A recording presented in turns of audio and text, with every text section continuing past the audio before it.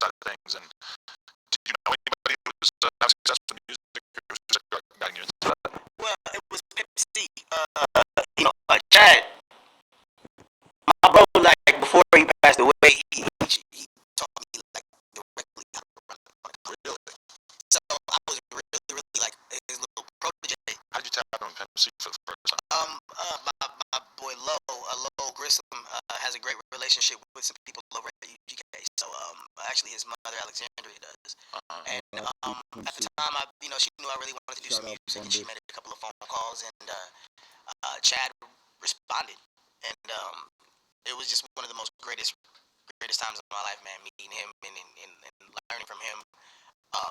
Like just sitting in the Bentley, him driving over to the radio station, dropping off boxes of units, and really? Him editing his own pictures, and him pulling up to the label and letting him know he was hands on with everything. So I definitely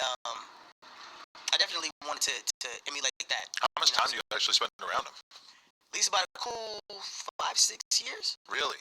Yes, sir. Wow. So the whole latter 5-6 years of his life, like you guys were together until then. Mm-hmm. Wow.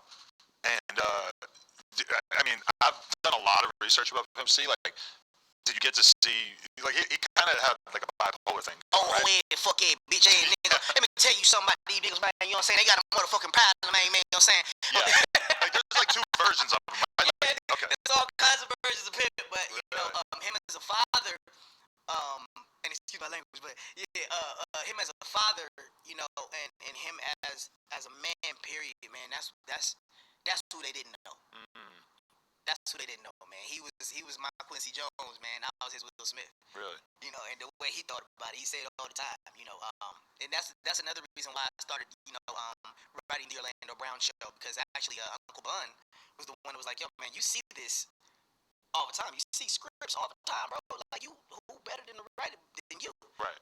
So that's when I wrote the Orlando Brown show, and Chad, he passed away. He's sad, sad to say he passed away, but we was getting ready to do it.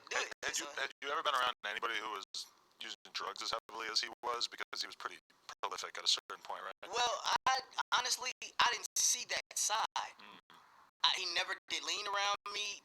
Listen, Chad only did a cup of red wine like twice. Really? Yeah, so that whole situation with him, with them planting, and like all that stuff was planted, bro. Like that's not even his stilo. Like, you know what I'm saying? And it's levels to this. He rapped about lean a lot, though. Yeah, he rapped about lean, but it's levels to this. I'm not gonna have it on me. You think that they planted it? Who, the cops or his management team? Well, man, I can't go into, out of respect for the family, and out of respect for my sister Shinara and all of that, man. I'm just gonna keep all that quiet. But other than that, I do know that it didn't go down like that didn't go down like that. Interesting.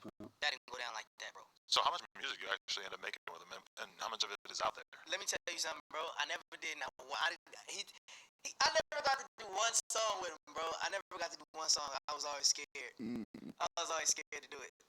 Really? But he was interested in the Orlando Brown show. Okay. And he was very, very he was happy about my music. He was very happy about my music. And he didn't sign you? It was Live Soul Entertainment, $1.5 million deal with Jive. He was part of that. For my birthday. He died on my birthday.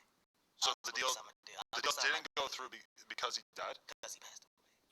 And then it wasn't on the table anymore after that? It wasn't on the table anymore. What the fuck? So how did that? It was through Live Soul Entertainment through Jive. So he started a company, right? Live Soul Entertainment, and signed me and was taking it through Jive. So that's the only reason why. Did you have a relationship with Bun as well? Like how I close still have a relationship with my Uncle Bun. Yeah. Okay. Not as close. I mean, we both live in Texas and stuff. It's just after man, I still haven't even went to Chad's gravesite, man. Really? That's something I still haven't even swallowed. Did that fuck you up? Yeah. Really? Yeah. You feel like you're a different person after that?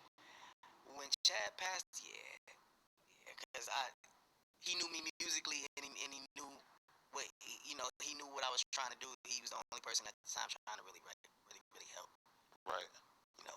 Because it's hard to get support as like a child actor trying to rap, right? Yeah, but he heard my music and was like, yo, man, hey, that's you. So he did everything in his power, man. He immediately called Juvenile. He called a lot of people, man.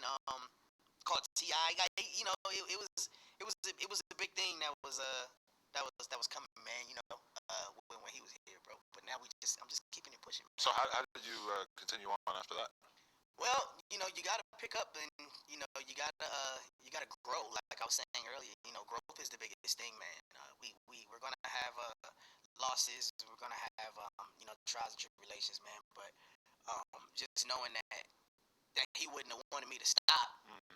You know what I'm saying? And knowing that I have to at least continue. That got me off my butt, man. Cause you gotta do something about it. Did you lose track with the music for a while because he was gone, or? No, I didn't lose track with it. I just didn't want to do it. Right.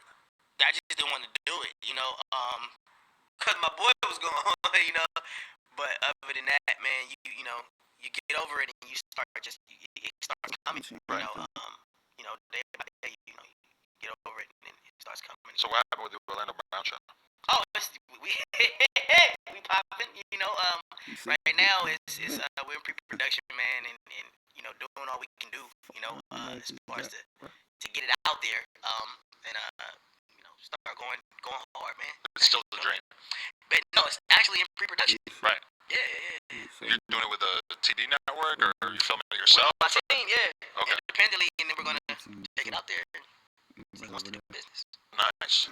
Was that something you always wanted to do because you were kind of the co-host on the Raven show? No, it's something that I always wanted to do just because I always I need to